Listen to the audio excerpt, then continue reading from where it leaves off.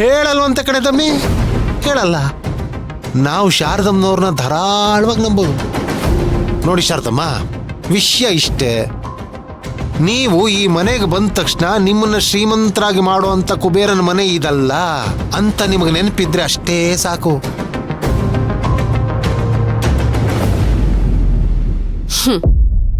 ಇದೆಲ್ಲ ಇವ್ರಿಗೆ fast food ಥರ ರೀ. ಬೇಗ ಶ್ರೀಮಂತರಾಗೋ ಈಸಿ ಟ್ರಿಕ್ಸ್ ನಮಗ್ ಗೊತ್ತಾಗೋದಿಲ್ಲ ಅಂತ ಅನ್ಕೊಂಡ್ಬಿಟ್ಟಿದ್ದಾರೆ ಪಾಪ.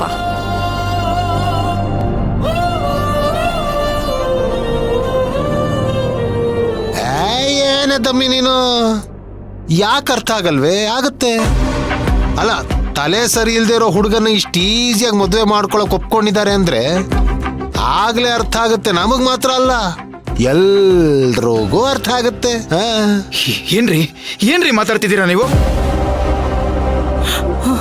ಶ್ರೀಕಾಂತ ಸುಮ್ನಿರು. ಕೈಲಾಗ್ದಿರೋ ಒಂಥರ ಆಡ್ಬೇಡ. ತಾಕತ್ತಿದ್ರೆ ನಾವು ಕೇಳಿರೋ ದುಡ್ಡನ್ನ ಅರೇಂಜ್ ಮಾಡಿ ನಿನ್ ತಂಗಿನ ಈ ಮನೆಗ್ ಕಳ್ಸು. ಇಲ್ಲ ಅಂದ್ರೆ ಇವ್ರು ಹೇಳಿರೋ ತರ ಇವ್ರ ಕಾಲಿಗೆ ಬಿದ್ದು ಕ್ಷಮೆ ಕೇಳು, ಪಾಪ ಹೋಗ್ಲಿ ಅಂತ ಬಿಟ್ಬಿಡ್ತೀನಿ. ನನ್ ಪ್ರಾಣ ಹೋದ್ರು ದುಡ್ಡು ಕೊಡೋದಿಕ್ಕೆ ಮಾತ್ರ ನಾನ್ ಬಿಡೋದಿಲ್ಲ.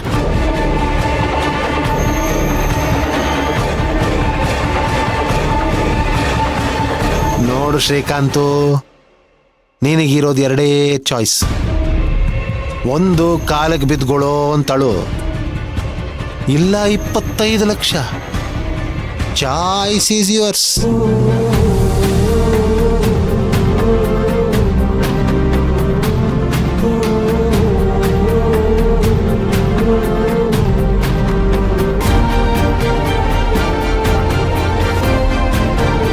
ನೆಂಟೆಲ್ಲ ಬಂದಾಯ್ತು, ಬೀಗರು ಕೂಡ ಬಂದಿದ್ದಾರೆ. ನೀವಿನ್ನೂ ಕೆಲಸ ಮಾಡ್ತಿದ್ರೆ ಹೇಗೆ? ನಿಶ್ಚಿತಾರ್ಥ ಶುರು ಆಗೋದ್ರಲ್ಲಿ ಇದೆಲ್ಲ ಮುಗ್ದಿರ್ಬೇಕು. ಆಯ್ತಮ್ಮ. ಹಾ, ಬೇಗ ಬೇಗ ಆಯ್ತಾ? ಹಾ ಹಾ.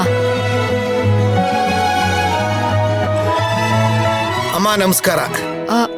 ನಮಸ್ತೆ. ನಮಸ್ಕಾರ ಅಮ್ಮ. ನಮಸ್ತೆ. ಎಲ್ಲಿ ದೊಡ್ಡೇಗೌಡ್ರು ವೀರೇಗೌಡ್ರು ಕಾಣಿಸ್ತಿಲ್ವಲ್ಲ? ಅಮ್ಮ ಅದೇನೋ ಮುಖ್ಯವಾದ ಕೆಲಸ ಇದೆ, ಮುಗಿಸ್ಕೊಂಡ್ ಬರ್ತೀನಿ ಅಂತ ಹೇಳಿದ್ರು. ಸಿದ್ದು, ಜ್ಯೂಸ್ ತಗೊಂಡ್ ಬಾ. ಅಮ್ಮನವ್ರು ಈ ಗುಣನೇ ನಮ್ಗಿಷ್ಟ ಆಗೋದು. ಎಲ್ರು ಒಂದೇ ತರ ನೋಡ್ತಾರೆ.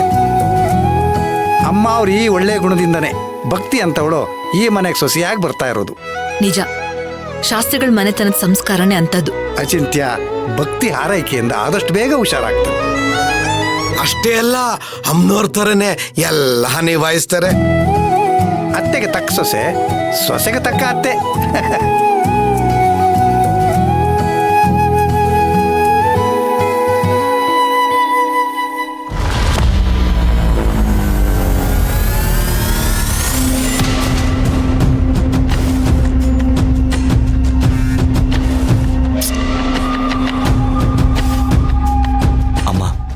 ಮಾಡ್ತಿರೋದ್ರಿಂದ ನಿನಗೆ ಬೇಜಾರಾಗುತ್ತೆ ಅಂತ ನನಗೆ ಗೊತ್ತು. ಆದರೂ ನಾನು ಇದನ್ನು ಮಾಡ್ತಿದ್ದೀನಿ ಅಂದರೆ ಅದಕ್ಕೆ ಕಾರಣ ನೀನು. ಯಾಕಂದರೆ ನೀನು ಪ್ರೀತಿ ಪೂರ್ತಿ ನನಗೆ ಬೇಕಂದ್ರೆ ನಾನು ಇದನ್ನು ಮಾಡಲೇಬೇಕು.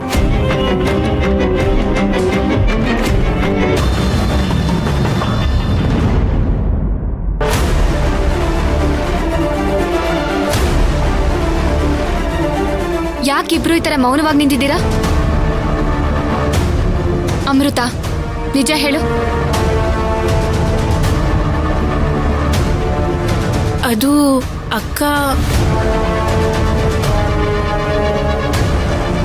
ನಾನ್ ನಿನ್ನನ್ ಪ್ರಶ್ನೆ ಕೇಳ್ತಿದ್ರೆ ಅವನ್ ಏನಕ್ ನೋಡ್ತಿದ್ಯಾ? ಉತ್ತರ ಹೇಳು. ಯಾವ ವಿಷಯ ಯಾಕೆ ಯಾರಿಗೂ ಗೊತ್ತಾಗ್ಬಾರ್ದು?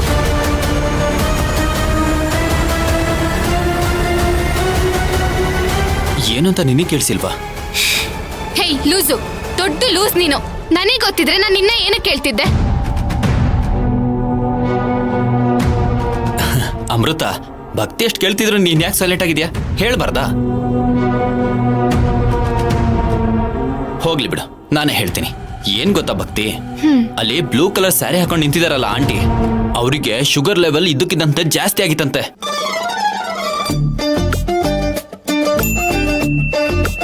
ಅದಕ್ಕೆ ಅವ್ರ ಯಜಮಾನ್ರು ನನ್ನ ಹತ್ರ ಬಂದ್ಬಿಟ್ಟು, ನನ್ನ ಹೆಂಡತಿ ಜ್ಯೂಸ್ ಕೇಳಿದ್ರೆ ಕೊಡ್ಬೇಡಪ್ಪ, ಅವಳಿಗೆ ಶುಗರ್ ಲೆವೆಲ್ 500 ದಾಟ್ಬಿಟ್ಟಿದೆ ಅಂದ್ರು. ನಾನು ಆಂಟಿ ರಿಕ್ವೆಸ್ಟ್ ಮಾಡಿದ್ರಲ್ಲ ಅಂತ ಕೊಟ್ಬಿಟ್ಟೆ.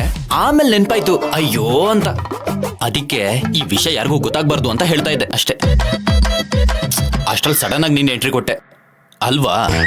ಹಾ ಹೌದು ಅಕ್ಕ, ಅಣ್ಣ ಅದನ್ನೇ ಹೇಳ್ತಿದ್ದ. ನಾನ್ ನಂಬಲ್ಲ. ಅಣ್ಣ ಹೇಳ್ತಿರೋದು ನಿಜ.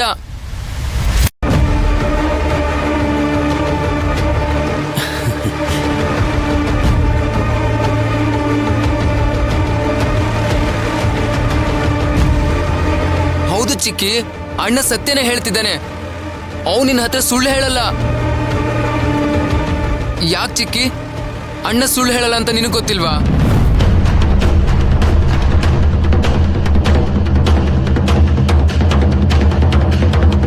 ಅಪ್ಪಾಜಿ, ಅಮ್ಮವ್ರು ನಿಮ್ಮನ್ನ ಕರಿತಿದ್ದಾರೆ. ಹಾ, ಈಗಲೇ ಹೋಗ್ತೀನಿ.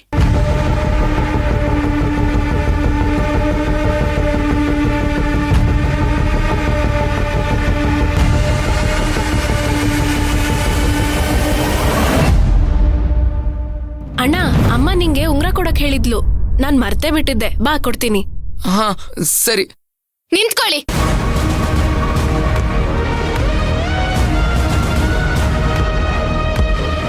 ನಿಜ ಹೇಳು, ಆದಿತ್ಯ ಈ ಮನೆಗೆ ಏನಾಗ್ಬೇಕು?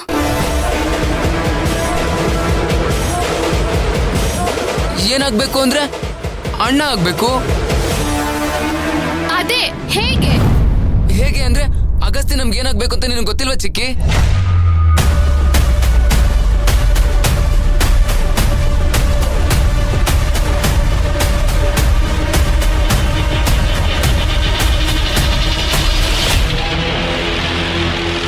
ಭಕ್ತಿ ಅಕ್ಕ, ಅದೇನಂದ್ರೆ ಅಗಸ್ತ್ಯ ಅಣ್ಣನಷ್ಟೇ ಆದಿತ್ಯ ಅಣ್ಣನು ಕ್ಲೋಸ್ ಅಂತ ಅಣ್ಣ ಹೇಳ್ತಿದ್ದಾನೆ.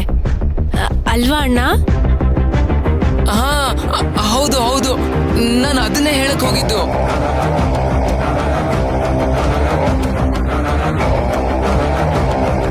ಹೌದು ಅಕ್ಕ, ಅಗಸ್ತ್ಯ ಅಣ್ಣ ನಮ್ನ ಬಿಟ್ಟೋದ್ಮೇಲೆ ಆದಿತ್ಯ ಅಣ್ಣನ ನಾವು ತುಂಬಾ ಹಚ್ಕೊಂಡ್ಬಿಟ್ವಿ. ಹೌದು ಚಿಕ್ಕಿ, ಆದಿತ್ಯ ಅಣ್ಣನ ಜೊತೆ ಇದ್ದಾಗ ಅಗಸ್ತ್ಯ ಅಣ್ಣನ್ ನೆನ್ಪೇ ಆಗಲ್ಲ. ಅಣ್ಣನಷ್ಟೇ ಚೆನ್ನಾಗಿ ನೋಡ್ಕೋತಾನೆ.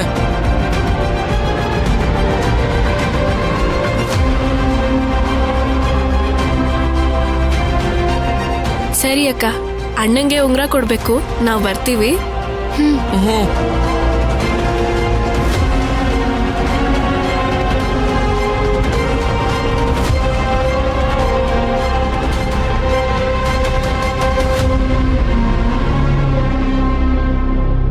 ನೀವ್ ಸುಳ್ಳು ಹೇಳ್ತಿದ್ದೀರಾ ಅಂತ ನನಗ್ ತುಂಬಾ ಚೆನ್ನಾಗಿ ಅರ್ಥ ಆಗ್ತಿದೆ.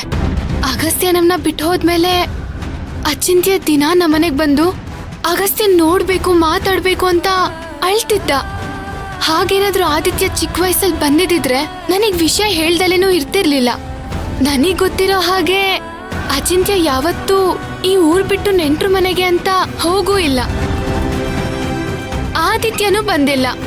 ಅಕಸ್ಮಾತ್ ಅವ್ನು ಬಂದಿದ್ರೆ ನನಗ್ ವಿಷಯ ಹೇಳ್ದಲೇನೂ ಇರ್ತಿರ್ಲಿಲ್ಲ. ಏಕಾಏಕಿ ಬರೋ ಕಸಿನ್ ಜೊತೆ ಇಷ್ಟೊಂದು ಹತ್ರ ಆಗೋಕ್ಕಾಗುತ್ತಾ? ಇಲ್ಲ, ಇವರು ನನ್ನ ಹತ್ರ ಏನೋ ಮುಚ್ಚಿಡ್ತಿದ್ದಾರೆ. ಆದ್ರೆ ಯಾಕೆ?